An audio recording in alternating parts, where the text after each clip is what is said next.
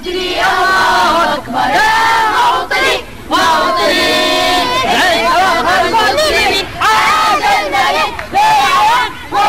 حصل على أفضل حارس في البطولة عبد المجيد عبد الرحمن.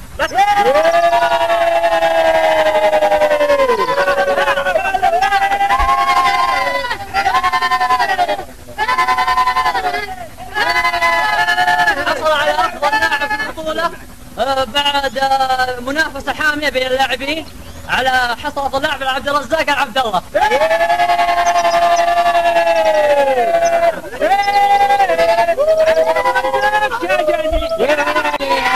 هداف البطولة حصل عليه عبد العزيز الصالح.